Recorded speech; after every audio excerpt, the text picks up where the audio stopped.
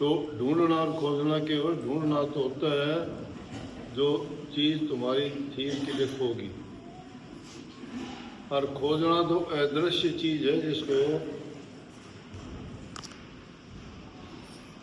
लिए प्रयास करते हैं कि वो मिले, और वो चीज़ है परमात्मा, जिसको खोजने की सब ने कोशिश करी है।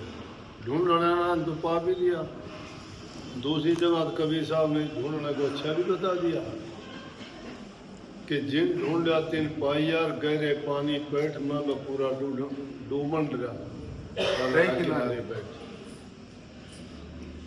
कि जो सच्चे मन से ढूंढने के लिए निकलते हैं वो उसको पा लेते हैं, लेकिन जो डर के इधर उधर से रास्ते में भटक के छोड़ देते हैं तो उनको कुछ हासिल नहीं होता।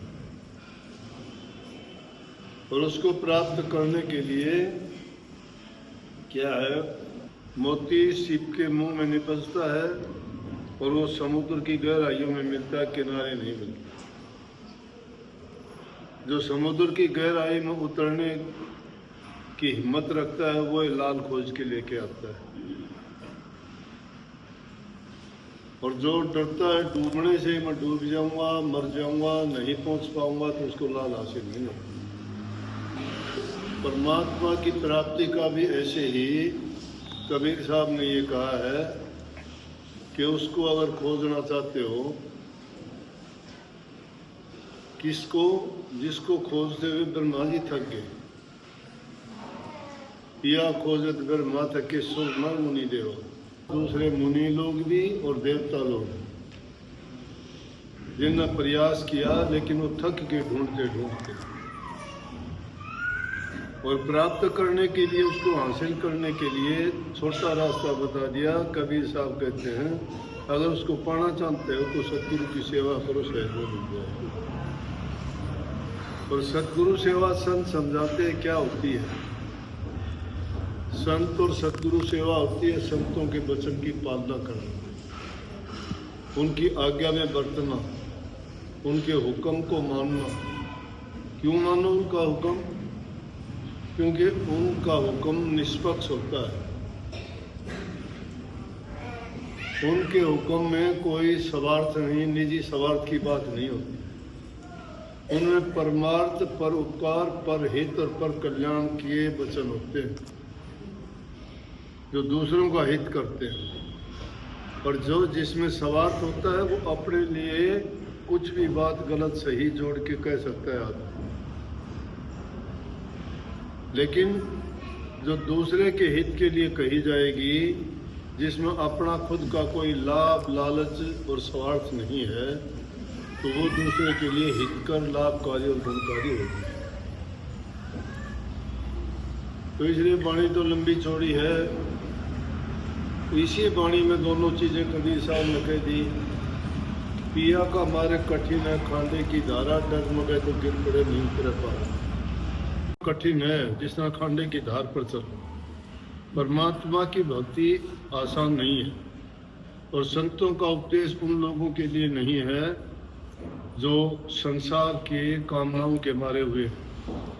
स्वामी जी महाराज ने उनके लिए सीधा वचन कहा, उनके लिए नहीं उपदेश हमारा जिनको जगत कामना मारा। जो जगत की कामनाएं रखते हैं उनके लिए संतों का उपदेश नहीं है। संतों का उपदेश उन जीवों के प्रति है जो अपना कल्याण चाहते हैं, अपना उद्धार चाहते हैं, जन्म मरण से छुटकारा चाहते हैं, काल और माया की जेड़ से निकल के प्रभु के चरणों में जाके समाना चाहते हैं। तो ये विरोधी बात हो जाती है। एक लोग संसार को चाहने वाले हैं, उनको संतों का उपदेश अच्छा नहीं लगता,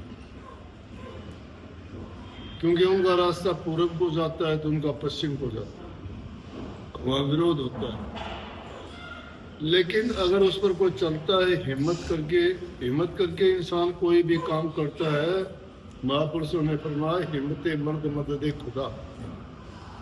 जो इंसान हिम्मत करके लगता है, हिम्मत होती है अपनी खुद की शक्ति, और मदद खुदा होती है कि जब इंसान अपनी हिम्मत करके किसी काम के लिए जुटता है तो प्रकृति की शक्तियाँ उसका साथ देने के लिए आ जाती है।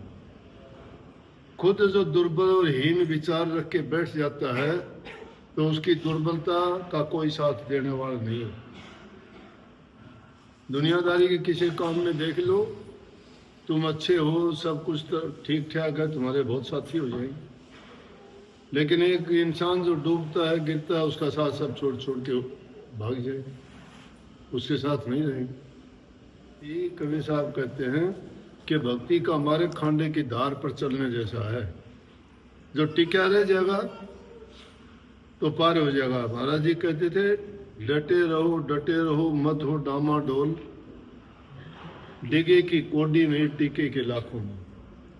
जो डिग जाता है उसका कोडी काम का नहीं रहता, और जो टिक जाता है उसके लाखों मोल है। इसलिए भक्तों की वृत्ति को कैसा बता दिया कि द्वार धड़ी के पड़ा रहे और धक्के धड़ी के खा, कभी तो कभी निवाज ही और द्वार छोड़ने धनी कभी तो उसको निवाजेगा, देखेगा, अरे इसने कोई टुकड़ा टकड़ा डाला कि नहीं, कुत्ता बाहर में भूखा बैठा। दूसरी जगह कबीर साहब कहते हैं, सेवक कुत्ता जैसा होना चाहिए। सेवक कुत्ता गुरु का और मोतिया वहां का नाम, दूर दूर करे तो दूर हो और तू करे तो आओ। अगर धमका दिया तो दूर भाग जाओ, प्यार करे तो पास आ जाओ।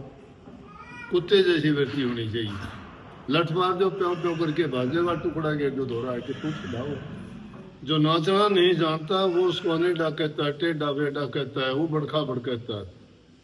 कमी दूसरे की निकालता है, कमी खुद की होती है।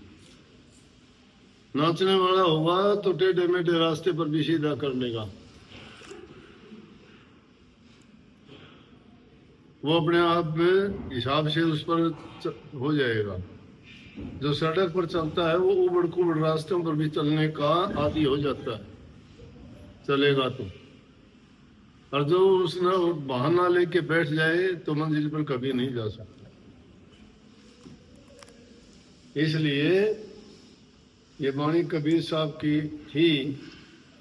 अर्थ तो उनके बड़े लंबे चौड़े हैं। महापुरुषों की वाणी का तो कौन व्याख्या कर सकता है, कौन वर्णन कर सकता है, लेकिन तुच्छ बुद्धि से हम थोड़ा बहुत अपना विचार लगा के जैसे अपने ख्याल हैं सोच लेते हैं तो वो हमारे काम आती हैं। थोड़ा बहुत उसका हमें थोड़ा बहुत फायदा मिल जाता है, बाकी पूरा लाभ उनका हम नहीं ले सकते, क्योंकि महापुरुषों की बड़े उच्च दर्जे की वाणी होती है और उसको समझना है तो कठिन, लेकिन फिर भी उस रास्ते पर चलने वाले उसको लाभ को जान जाते हैं।